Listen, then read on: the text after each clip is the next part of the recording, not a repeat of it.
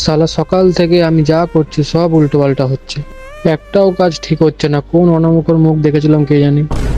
এই ছেলেটা আবার এখানে কি করছে? ইস, এত ভালো একটা ছেলে ভিক্ষা করছে, দেখে খুব খারাপ লাগছে। দেখি কিছু যদি একটা হেল্প করতে পারি একে।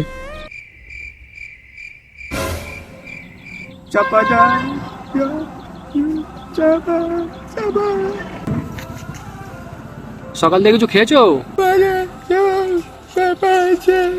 সকালে কিছু খাও নাই? খাবা কিছু? ক টাকা আছে? 20 টাকাই আছে, টোটো ধরে যেতে হবে।